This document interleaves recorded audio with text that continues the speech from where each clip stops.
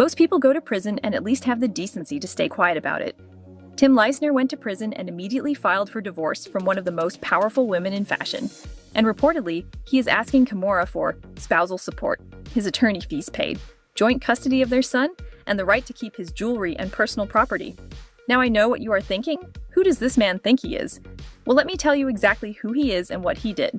Because once you hear what he is sitting in prison for and how he played Kimora right from the start, his little list of demands is going to hit very differently. Welcome to Shady Shack Celebrity, your go-to spot for the real celeb gossip and the latest drama, hot off the press. Tim Leissner was Goldman Sachs' former chairman of Southeast Asia. He pleaded guilty to bribery and money laundering.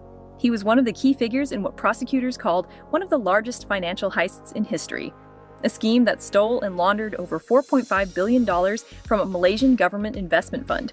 It is assumed that he personally pocketed around $73 million from this scam. The money he stole was used to fund wild parties, a super yacht, luxury real estate, fine art, and also to finance the famous Leonardo DiCaprio star, The Wolf of Wall Street. The judge reviewing the evidence herself described his behavior as brazen and audacious, and still, a man who faced up to 25 years in prison ended up with just 2. Malaysia wasn't happy about it either, but that's a whole other story. Now, you would think that after going through a legal horror show, a man serving time in federal prison might take a moment to be grateful for what he still has. Instead, Tim Leissner's first move was filing for divorce from Kimora Lee and deciding she should foot the bill for that too. Kimora has been through high-profile splits before and never once looked like she lost. So is this a crisis? Or just another Tuesday for Kimora Lee Simmons? A nail-biting moment. To answer that question, we need to understand exactly who Kimora Lee Simmons is. Kimora was discovered as a teenager and signed to Chanel by Karl Lagerfeld himself. She went on to walk for Fendi, Valentino, appeared on the covers of Vogue and Elle, and then decided to become a fashion entrepreneur herself. She built Baby Phat into a billion-dollar empire basically from scratch. She built her own reality TV franchise, raised 5 kids, and has stayed relevant for over 3 decades in an industry where most careers don't even make it to 10. But then, how did an influential celebrity, like her, end up with a criminal in the first place? The story goes that they first met on a flight from Hong Kong to Kuala Lumpur. By December 2013, they were spotted in St. Barth's, wearing rings, and by early 2014, it was her ex-husband Russell Simmons who actually confirmed their marriage on Twitter. Now that sounds like a fairy tale. A chance meeting at 30,000 feet, rings in St. Barth's, a whirlwind romance.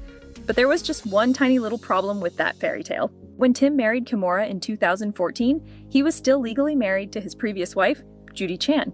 To cover that up, he created fake divorce documents, forged an entire email account in his ex-wife's name, which he used to correspond with Kimora. He kept up with that fake correspondence not just for a few emails, but for years to convince Kimora he was legally a free man. He just testified that he essentially catfished Kimora.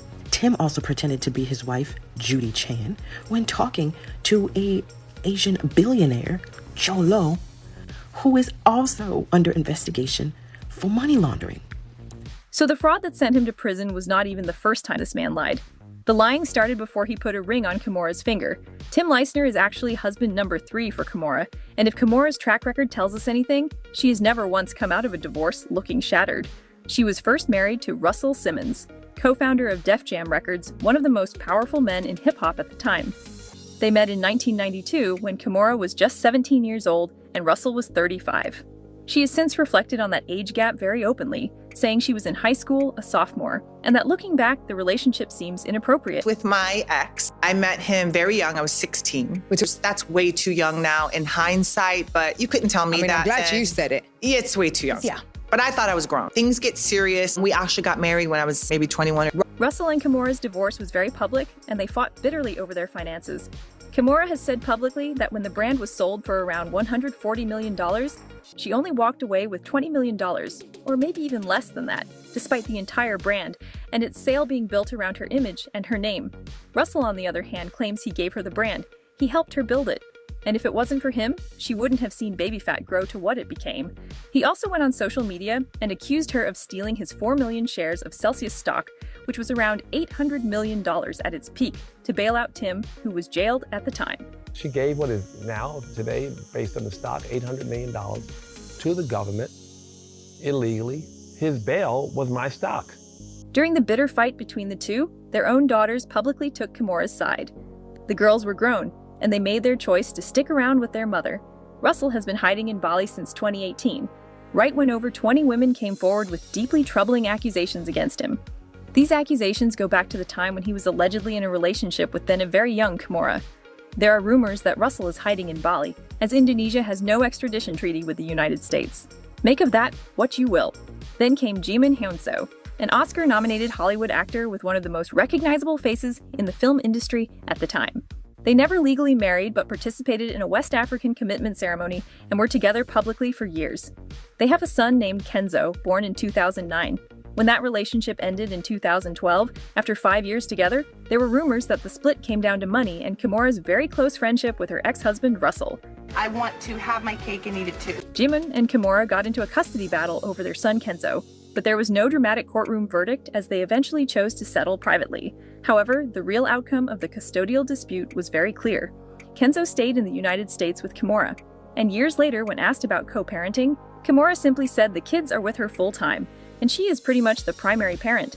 Djimon got his visitation, Kimora got everything else, and then came Tim Leissner, the Goldman Sachs banker she met on a flight who seemed like Prince Charming, but turned out to be a married fraudster with a fake email account and a $4.5 billion fraud secret. So you can be the one who built a business, raised your kids, and did everything right, and still get sued to fund the lifestyle of the person who literally lied, cheated, and stole billions of dollars. With respect to her upcoming divorce from Tim, she most likely has a custody battle coming up over their son Wolf, and unlike with Djimon, where there was no legal marriage to unravel, this one is a full legal divorce with assets, spousal support claims, and a child at the center of it all. But sources say that they have been going through this process for 6 years already, and this filing is just making it official. Kimora has already been in a legal battle mode with Tim for years.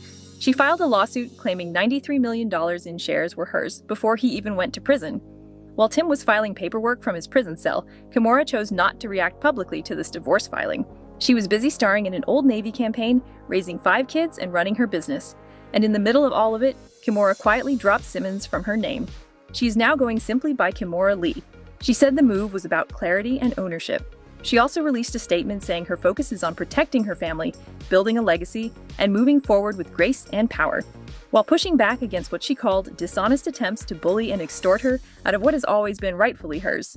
So tell us in the comments below, do you think this divorce is finally the straw that broke the camel's back for Kimora Lee? Or do you think in 2 years when Tim walks out of that prison, Kimora will still be standing in heels looking completely unbothered? It's not about what you think, it's about what I think. I do play a role. The role I play is myself. Always going to be someone to say you can't do it, but you know what? You believe in yourself and you definitely can. You definitely can. If you like this video, don't forget to hit the like and subscribe button to support the channel. See you next time.